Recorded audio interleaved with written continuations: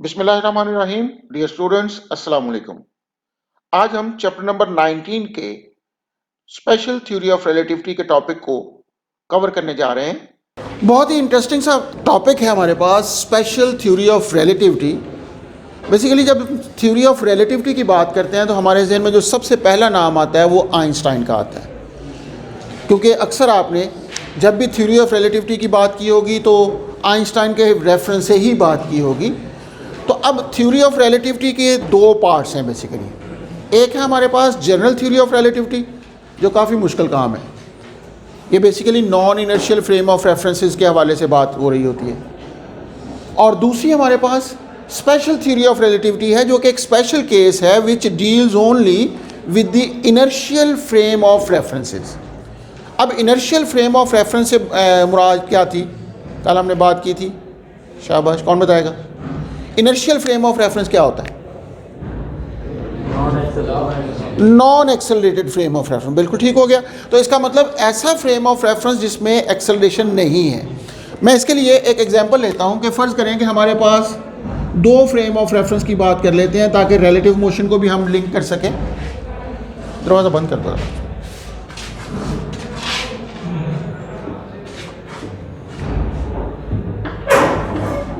फ़र्ज़ करें कि ये हमारे पास एस फ्रेम है, एक और फ्रेम ऑफ रेफरेंस है एस डैश है। अब एस और एस डैश ये दोनों फ्रेम ऑफ रेफरेंस हैं इस तरह कि S dash is moving in this direction with velocity u। अब अगर ये इस वेलोसिटी u के साथ, कांस्टेंट वेलोसिटी u के साथ एस के लिहाज से मूव कर रहा हो और हम एज्यूम कर लें कि हम यहाँ पे एस में हैं, तो अल्टीमेटली अगर हम रेस्ट पे हैं तो हमारे लिहाज से ये u वेलोसिटी के साथ मूव कर रहा है।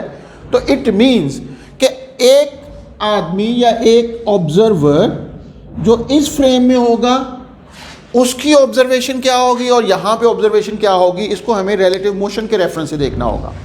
मतलब ये कि यहाँ पे हम एज्यूम कर लेते हैं कि एक आदमी इस पॉइंट की स्पीड फ़र्ज़ करें कि v इसके लिहाज से है, इसके लिहाज से इसकी स्पीड v है। एक बॉल है, दूसरे लफ्ज़ों में वो उस फ्रेम में खड़े होकर फेंक रहा है, उसकी स्पीड v है।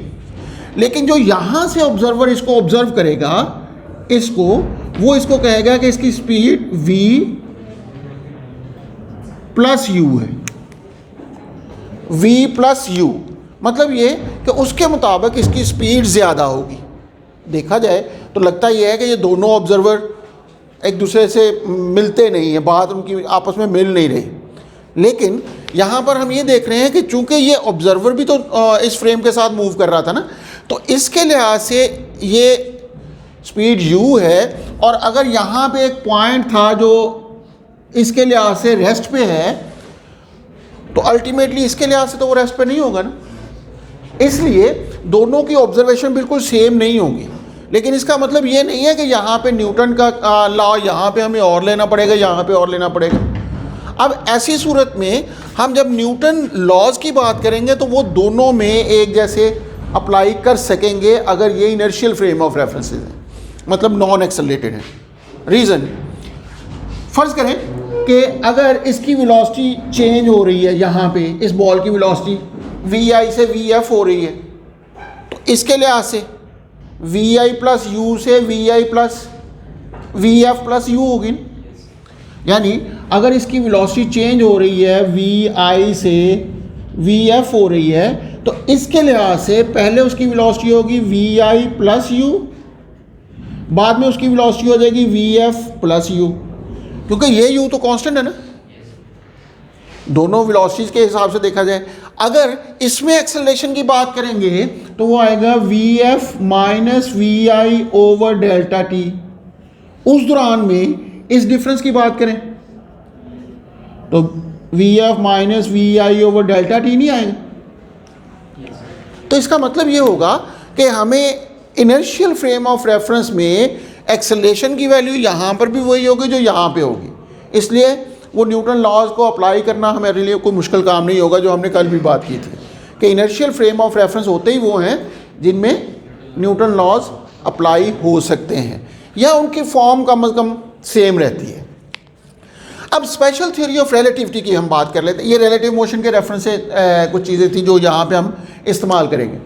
तो अब special theory of relativity base करती है दो पोस्टुलेट्स के ऊपर। अब इन दो पोस्टुलेट्स में पहला पोस्टुलेट क्या कहता है जी? पहला पोस्टुलेट कहता है कि तमाम इनर्शियल फ्रेम्स के अंदर न्यूटन लॉज एक जैसे ही रहते हैं। मतलब जो फॉर्म एक इनर्शियल फ्रेम ऑफ रेफरेंस में है, F is equal to M में अगर यहाँ पे अप्लाई हो रहा है, F is equal to M में यहाँ पर भी अप्लाई हो जाएगा, राइट? एक्सेलरेशन की वैल्यू। अगर हमें वेलोसिटीज़ की बात करनी होगी तो velocities, law of velocity addition यहाँ पे अप्लाई करने के बाद हम नई वेलोसिटी और पुरानी वेलोसिटी के हिसाब से हम फाइनल वेलोसिटीज़ भी कैलकुलेट ऐसे ही कर सकेंगे जैसे हम एक स्टेशनरी फ्रेम ऑफ रेफरेंस में कंसीडर कर सकते हैं। और ये याद रखना है कि एब्सोल्यूट रेस्ट या एब्सोल्यूट मोशन का कोई यहाँ पे जिक्र नहीं है। ये हमेशा रिलेटिव आमतौर पे ली जाती है, क्योंकि कोई भी ऑब्जर्वर अपने आप को रेस्ट पे कंसीडर करते हुए दूसरे की मोशन को ऑब्जर्व कर रहा होता है। आप ट्रेन में बैठे, ट्रेन एक तरफ जा रही है, आप अपने आप को रेस्ट पे कंसीडर कर रहे होंगे बिकॉज आपके इर्द गिर्द तो सारे रेस्ट पे हैं। बाहर जो दरख्त है वो पीछे की तरफ मूव कर रहे हैं। आप अगर कहोगे कि velocity of the trees is -v और 2 मीटर पर second in the backward direction, तो गलत नहीं होगा। आपके लिहाज से ऐसे ही है। आपके लिहाज से तो आपको पहले अगर वो दरख्त यहाँ नज़र आ रहा था, बाद में इस तरह नज़र आ रहा है, तो आपके लिहाज से तो वो पीछे की तरफ ही जा रहा है ना। तो जब आप बात करते हैं तो रिलेटिव मोशन की बात करते हैं। तो यहाँ पे पहला हमारे पास लॉ है कि the laws of physics, laws of physics are same in all inertial frames of reference. यहाँ पे ये बहुत अहम चीज़ है कि ये तमाम इनर्शियल फ्रेम ऑफ रेफरेंस में सेम रहता है, नॉन इनर्शियल में ये सेम नहीं रहता। तो ये all inertial frame of reference में ये सेम रहेगा। पहला इसका पोस्टुलेट है। अब थ्योरी हमेशा पोस्टुलेट पर बेस करती है, बाद में उसके रिजल्ट्स वेरीफाई किए जाते हैं या हो जाते हैं वेरीफाई, तो वो एक लॉ बन जाता है। तो अभी तक हम इसको थ्योरी ऑफ रिलेटिविटी इसलिए कह रहे हैं और इसको हम पोस्टुलेट्स का नाम देंगे। तो पहला पोस्टुलेट हमारे पास है, the laws of physics are same in all inertial frame of reference. बात समझ आ गई? उसके बाद दूसरा हमारे पास एक एक्सपेरिमेंटल ऑब्जर्वेशन या फैक्ट है, द स्पीड ऑफ लाइट कितनी होती है वैसे?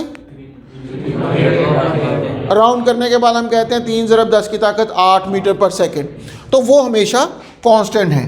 दूसरा हमारे पास है c इज कांस्टेंट। मैं इसको इस तरह लिख देता हूँ। अब यहाँ पे जो अहम चीज़ है वो है irrespective of the relative motion. इसमें क्या था? इसकी स्पीड v थी, यहाँ पे ऑब्जर्वर के लिहाज से इसकी स्पीड v + u है, राइट? लेकिन जब स्पीड ऑफ लाइट की बात करते हैं हम कहते हैं ऑब्जर्वर खा मूव कर रहा हो या रेस्ट पे हो, स्पीड ऑफ लाइट वही रहेगी जो 3 × 10 की ताकत 8 मीटर पर सेकेंड हम लेते हैं या c के बराबर लेते हैं, irrespective of the motion of the source or the observer. मतलब ये कि आप किसी बहुत तेज़ रफ्तार रॉकेट के ऊपर एक सोर्स ऑफ लाइट लगा के मूव करवा दें उसी डायरेक्शन में, तो उस सूरत में स्पीड ऑफ लाइट फिर भी c ही रहेगी, ज़्यादा नहीं होगी। लेकिन अगर आप एक चलती बस पर खड़े होके बॉल को थ्रो करें तो उस सूरत में बॉल की स्पीड प्लस बस की speed, total speed of the ball हो जाती है। जिस तरह हमने बॉलर की बात की थी कि बॉल जब करवाता है तो उस सूरत में स्पीड उसकी भागने की स्पीड उसमें ऐड हो जाती है। इसको हम लॉ ऑफ वेलोसिटी एडिशन कहते हैं। तो यहाँ पे स्पीड ऑफ लाइट में कोई चेंज नहीं आती, ये कांस्टेंट ही रहता है। समझ आ गई बात? मुश्किल काम तो नहीं? बहुत मुश्किल काम है, क्योंकि ये दोनों पोस्टुलेट्स ऐसे हैं जिनके रिजल्ट्स ऐसे आते हैं जो शायद क्लासिकल फिज़िक्स के सोच में भी नहीं आ सकते। यानी क्लासिकल फिज़िक्स इन रिजल्ट्स को इंटरप्रेट ही नहीं कर सकती जो इन दो पोस्टुलेट्स के रिजल्ट्स हैं। अब इन दो पोस्टुलेट्स के रिजल्ट्स कौन कौन से हैं? हमारे पास टाइम डायलेशन,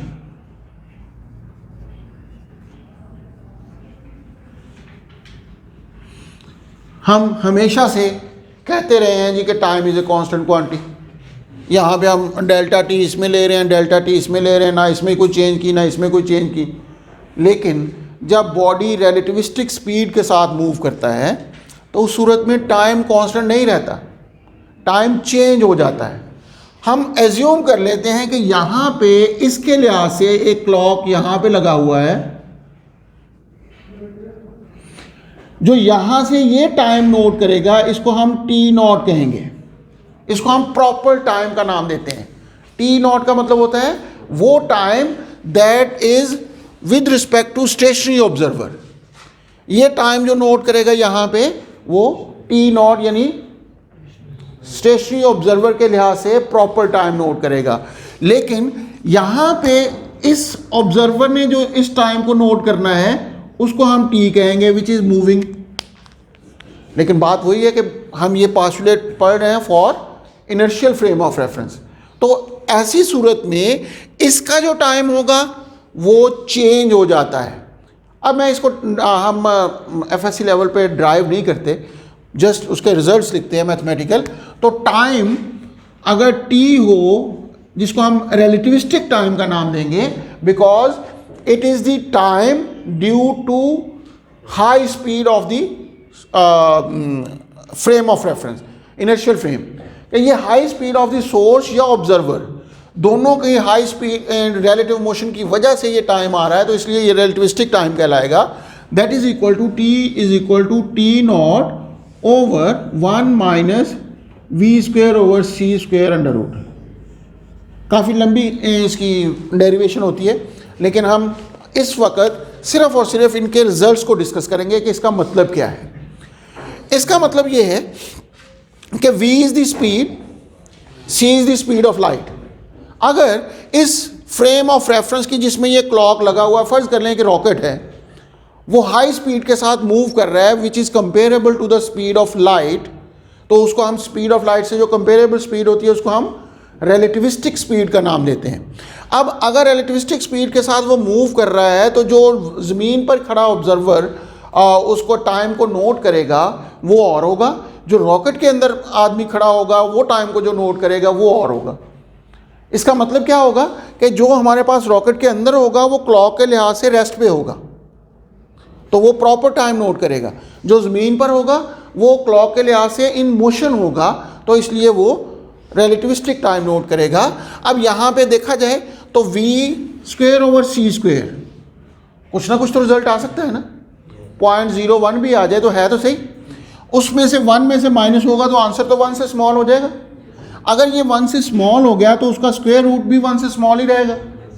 अगर डिनोमिनेटर में रिजल्ट 1 से स्मॉल हो तो रिजल्ट क्या आ जाता है, ऐसे होगा ना कि ये हिस्सा चूंकि 1 से स्मॉल है इसलिए t is greater than T not. ये टाइम को बढ़ जाना, इसको हम कहते हैं डायलेट करना। अब टाइम बढ़ने से मुराद ये नहीं है कि 1 सेकंड की बजाय वो 1.5 सेकंड नोट कर रहा है, बल्कि टाइम बढ़ने का मतलब टाइम का स्पैन बढ़ जाना। यानी यहाँ पे 1 सेकंड जितनी देर में गुजरता है, यहाँ पर 1 सेकंड उससे ज़्यादा देर में गुजरता है। यानी स्टेशनरी फ्रेम ऑफ रेफरेंस के अंदर जो 1 सेकंड गुजरने का स्पैन है वो थोड़ा है, जबकि रिलेटिव मोशन वाले फ्रेम ऑफ रेफरेंस में वो स्पैन बढ़ जाता है। अब डायलेट करना भी बढ़ने की इस सेंस में है। अब इसका मतलब ये है कि ये नहीं होगा कि ये इस वक्त 1 सेकंड नोट करेगा, ये 1.5 सेकंड नोट करेगा, बल्कि क्या होगा कि ये इसके लिए 10 सेकंड गुजर चुके होंगे, इसके लिए अभी 9 सेकंड गुजरे होंगे। अब इट मीन्स कि हमारे पास जो टाइम है हर सेकंड थोड़ा थोड़ा बड़ा हो गया है। इस बड़े होने को डायलेशन का नाम देते हैं। अगर हम कहें ना कि इसके हिसाब से 9 सेकंड गुजरे हो, इसके हिसाब से 10 सेकंड, इसका मतलब वो तेज़ी से गुजर रहा है। हम उसको फास्टर टाइम तो कह सकते हैं, डायलेशन तो नहीं कहेंगे ना। डायलेट का मतलब होता है फैलना। तो इसका मतलब ये है कि 1 सेकंड का स्पैन फैल जाता है। दूसरे लफ्ज़ों में हम ये कह लें कि आप इसको इस तरह समझ लें कि जो जिस्म के अंदर जो सेल्स होते हैं, ब्लड सेल्स के अलावा बाकी तमाम ऑर्गन के सेल्स, वो टूटते फूटते रहते हैं। अब हम ये कह लें कि अगर 1 सेकंड में 1000 खुलियों ने मेटाबॉलिज्म की मदद से टूटना होता है, नए पैदा होने होते हैं टूटने के दौरान, तो वो प्रोसेस स्लो डाउन हो जाता है। अब प्रोसेस स्लो डाउन होने का मतलब क्या होगा? अब ये तो नहीं ना कि उनके वो मोशन की वजह से डर गए, जिस तरह कोई बंदा यकदम स्पीड तेज़ हो तो बंदा डर के सहम जाए, ऐसा नहीं है। बल्कि क्या हो रहा है कि वहाँ पे जो उनका बायोलॉजिकल क्लॉक है वो स्लो हो गया है। तो वो उन्हें अगर 1 सेकंड में फ़र्ज़ करें कि एक सेल ने 2 सेकंड के बाद टूटना था, उसने 2 सेकंड के बाद ही टूटना है, लेकिन उनका चूँकि क्लॉक ही स्लो हो गया है, तो इट मीन्स कि हमारे पास वो जो क्लॉक का वो 2 सेकंड ही देर से गुजरेंगे, तो लाजमी तौर पे थोड़े सेल ब्रेक होंगे। तो इसलिए हमारे पास ये टाइम डायलेशन कहलाती है। इसी तरह ये मतलब बायोलॉजिकल सिस्टम के अलावा एटम्स के ऊपर भी आप लोगों को रेडियो एक्टिविटी का पता होगा। रेडियो एक्टिविटी में क्या होता है कि एमिशन होती है रेडिएशन की। अब अगर वहाँ पे बात करें या ब्रेक होते हैं, फिशन होता है, तो उस सूरत में क्या होता है कि जो प्रोसेस होता है वो स्लो डाउन हो जाता है। अब इससे ये नहीं होता कि एटम वहाँ पे खुद ब खुद स्लो हो गए, बल्कि उन्होंने अगर कुछ वक्त एक ख़ास हाफ़ लाइफ होती है किसी भी सब्सटेंस की, उस हाफ़ लाइफ के बाद उन्होंने ब्रेक होना होता है आधे एटम। अब वो हाफ़ लाइफ का स्पैन जब बढ़ जाएगा तो लाजमी तौर पे हमारे हिसाब से तो वो पहले 10 सेकंड में अगर आधे होने थे, अब वो 11 सेकंड में हो रहे हैं, तो उनके लिहाज से 10 सेकंड ही है, लेकिन हमारे लिहाज से 11 है ना। तो इसका मतलब उनका हर सेकंड बढ़ गया है। तो ये एक्सपेरिमेंटल प्रूवन वैल्यू है, तो इस वजह से हम इसको टाइम डायलेशन का नाम देते हैं। ठीक होगी बात? लेकिन डेली लाइफ में हमें इसकी ऑब्जर्वेशन नहीं होती। डेली लाइफ में तो हम नहीं देखते ना कि क्लॉक स्लो चल रहा है, बस में क्लॉक पड़ा हुआ वो स्लो हो गया है, ऐसा हमें नहीं नज़र आता। उसकी रीज़न बड़ी सिंपल सी है कि कोई भी चीज़ नोट करनी हो तो वो हमारे सेंसेस में आने के लिए उसको ज़रूरी है कि हम जो भी चीज़ मैयरेबल हो हमारे लिए, या सेंस उसको क्या कहते हैं, लीस्ट काउंट। हमारे पास जो इंस्ट्रूमेंट हो उसकी लीस्ट काउंट के अंदर अंदर आए फिर ही मैयर होती है ना। अब जैसे ये बल्ब वगैरह 1 सेकंड में 50 दफ़ा बंद और चलते हैं, लेकिन हमें वो मुसलसल ग्लो करते हुए नज़र आते हैं। रीज़न क्या है? हमारी सेंसेस उसको नोट ही नहीं कर सकती, डिटेक्ट नहीं कर सकती। बिल्कुल इसी तरह अगर यहाँ पर देखें कि v is very small for v c से तो बहुत स्मॉल है ना, तो इसका मतलब v square over c square is nearly equal to 0 हो जाता है। अब जब तकरीबन ये 0 ही हो गया तो ये यहाँ पे 1 हो जाएगा, 1 का अंडर रूट भी 1 आएगा। तो उस सूरत में t is equal to T naught, जो कि हमारे पास डेली लाइफ की ऑब्जर्वेशन है। अब ये डेली लाइफ की ऑब्जर्वेशन में हम इसी वजह से टाइम को कांस्टेंट क्वांटिटी लेते हैं, क्योंकि इतनी सफिशिएंट स्पीड होती नहीं है कोई भी जो इस टाइम को डायलेट कर सके। आप सपोज कर लेंगे एक एरोप्लेन की स्पीड है वो 1000 किलोमीटर पर आवर भी हो, तो 1000 किलोमीटर पर आवर को अगर मीटर पर सेकंड में बदलें, 1000 किलोमीटर पर आवर को मीटर पर सेकंड में बदलना है तो 10 की ताकत 3 डिवाइडेड बाई 3600 हो जाएगा ना। चलें जी, इसको 0 0 0 कैंसिल हो गया, 10 की ताकत 4 आ गया ऊपर, नीचे 36 आ गया, या 10 की ताकत 100 ज़रा 10 की ताकत 2 कर लेते हैं, ज़रा आसान हो जाएगा, 36, ये तकरीबन 3 हो जाएगा। 10 की ताकत 2 मीटर पर सेकंड, यानी 300 मीटर पर सेकंड ही बना ना। 1000 किलोमीटर पर आवर बहुत ज़्यादा स्पीड है ना, जेट की स्पीड है, लेकिन यह सिर्फ 300 मीटर पर सेकंड बन रही है, जबकि स्पीड ऑफ लाइट कितनी है? 3 लाख किलोमीटर पर सेकंड, 3 लाख किलोमीटर पर सेकंड। यानी अगर इसको किलोमीटर में देखें तो ये 0.3 किलोमीटर पर सेकंड बन रही है। स्पीड ऑफ लाइट है 3 लाख किलोमीटर पर सेकंड, तो ये तो इसके मुकाबले में ना होने के बराबर ही हुई ना। तो इसलिए हमारे पास ऑर्डिनरी स्पीड ऐसी होती हैं जिस पर ये टाइम डायलेशन इतनी स्मॉल होती है दैट इज़ नॉट ऑब्जर्वेबल। समझ आ गई बात? ये था जी टाइम डायलेशन। दूसरा इसका रिजल्ट है length contraction.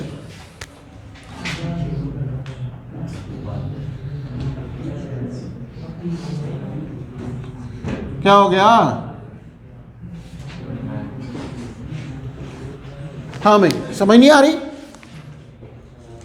Okay, length contraction.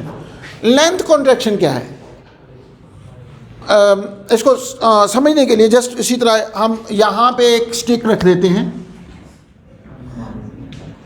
जिसकी लेंथ है L0 इसके लिहाज से। वही बात, प्रॉपर लेंथ, क्योंकि इस स्टिक के लिहाज से ये ऑब्जर्वर रेस्ट पे है। अगर ये मूव कर रहा है तो उसी स्पीड से वो स्टिक मूव कर रही है।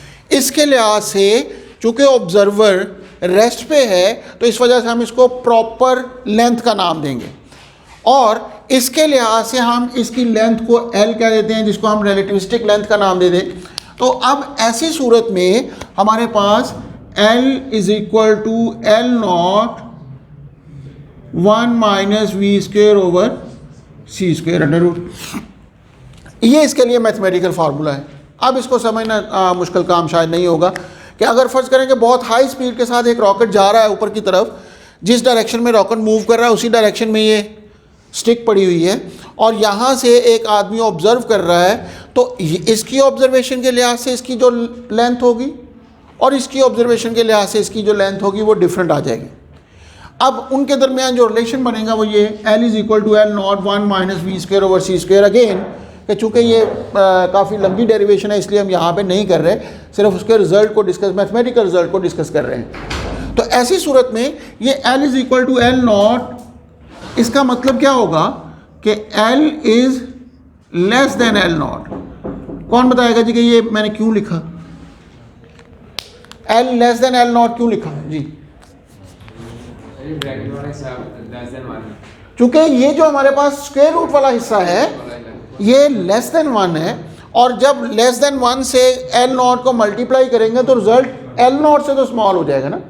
यानी 10 को अगर 0.8 से मल्टीप्लाई करेंगे तो जवाब तो 8 हो जाएगा ना, स्मॉल हो जाएगा। इसका मतलब L should be smaller than L0 because of this factor. तो इस सूरत में हम इसको लेंथ कॉन्ट्रैक्शन का नाम देते हैं। अब फिर वही बात कि क्या हर तरफ से लेंथ कॉन्ट्रैक्ट होगी? ऐसा नहीं है, सिर्फ उस डायरेक्शन में लेंथ कॉन्ट्रैक्ट होगी जिस डायरेक्शन में बॉडी जो फ्रेम ऑफ रेफरेंस है मूव कर रहा है। यानी अगर इसी रॉकेट में एक बॉल रखा हुआ है, यहाँ पे जो ऑब्जर्वर होगा रॉकेट में उसको तो ये एक स्फीयर नज़र आएगा, और रॉकेट इस तरह मूव कर रहा है, तो रॉकेट की डायरेक्शन में लेंथ कॉन्ट्रैक्शन होगी। मीन्स कि जो दूसरा ऑब्जर्वर होगा उसको ये क्या कहेंगे, इलिप्स, ओवल शेप नज़र आएगी। उसकी रीज़न ये है कि लेंथ इस डायरेक्शन में कॉन्ट्रैक्ट होगी ना, ये लेंथ ही डायमीटर था वो इस डायरेक्शन में कॉन्ट्रैक्ट में, तो इसको ये इस तरीके से नज़र आएगा। तो इट मीन्स कि length is contracted in the direction of motion, relativistic motion. फिर वही बात कि यहाँ पे हमें डेली लाइफ में ये ऑब्जर्वेशन नहीं होती, because v is much smaller than c, v square over c square is nearly equal to 0, तो 1 minus v square over c square is equal to 1, और ये 1 होगा तो L is equal to L0 हो जाएगा। ठीक होगी बात? तीसरा इसकी ऑब्जर्वेशन है जी हमारे पास। तीसरा इसका जो रिजल्ट है वो है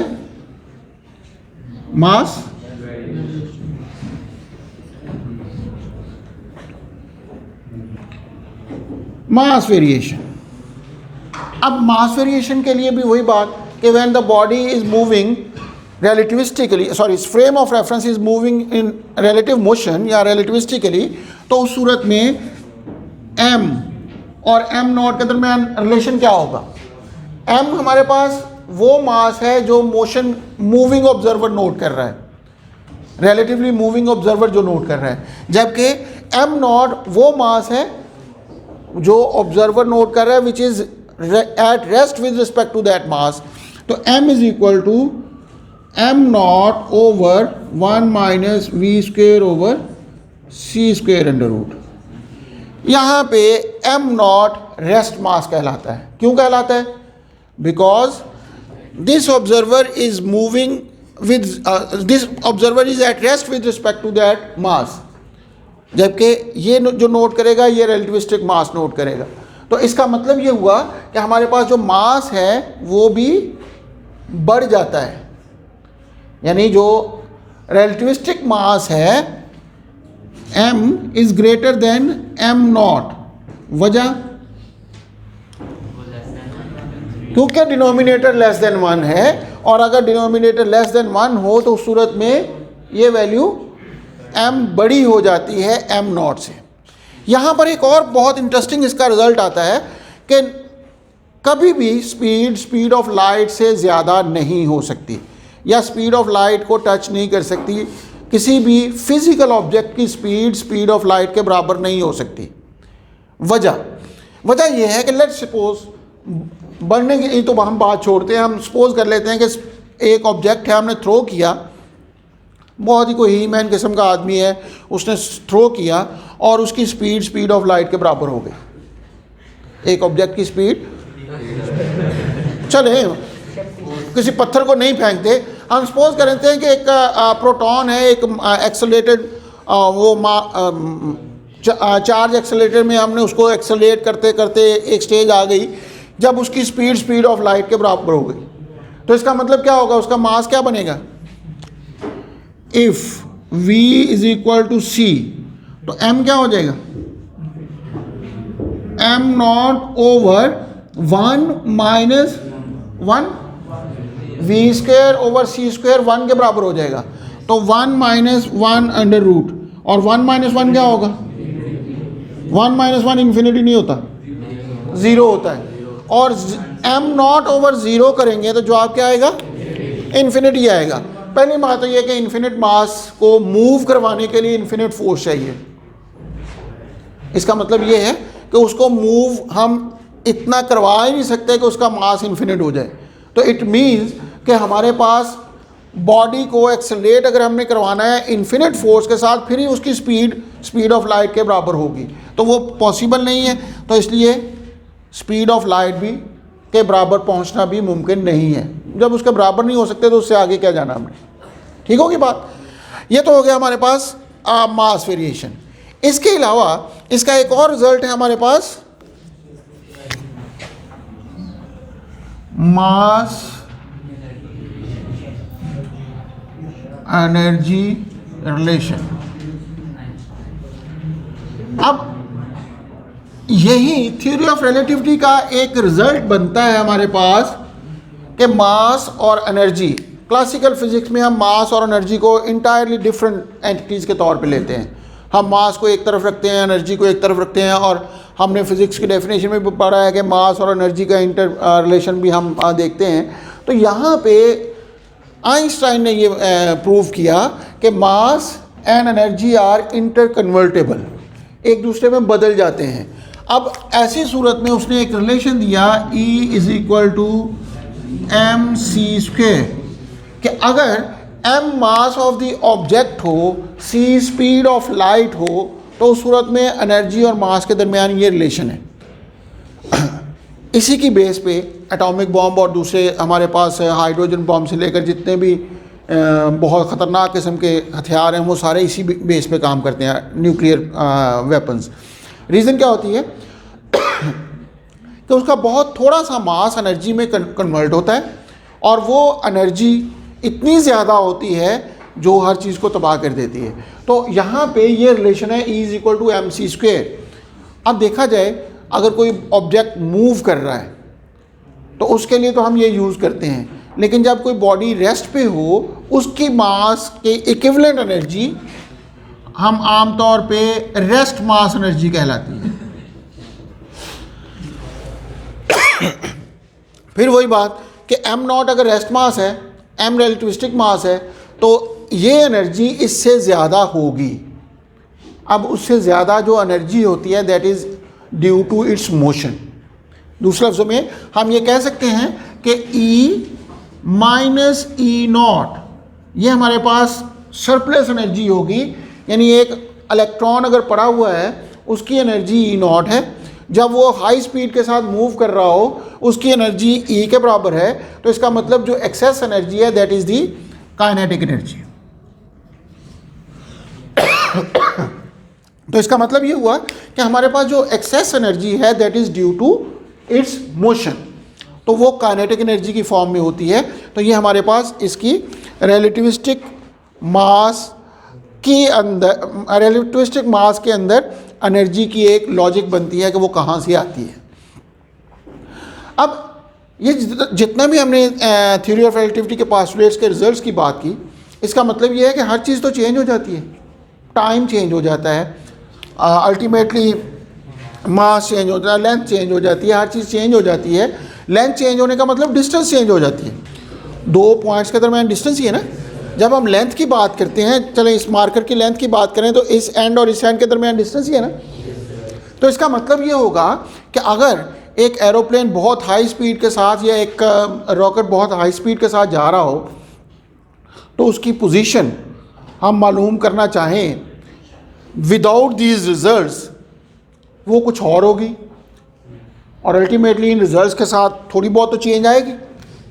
तो ये हमारे पास, हम कहते हैं नेविगेशन सिस्टम के अंदर हम इन रिजल्ट्स को अप्लाई करते हैं, जिसकी वजह से क्या होता है कि जब एरोप्लेन मूव करता है तो उस सूरत में आफ्टर एन आवर फ्लाइट, 1 घंटे की फ़्लाइट के बाद हम उसकी पोजीशन को ज़्यादा सर्टेन तरीके से मालूम कर सकते हैं।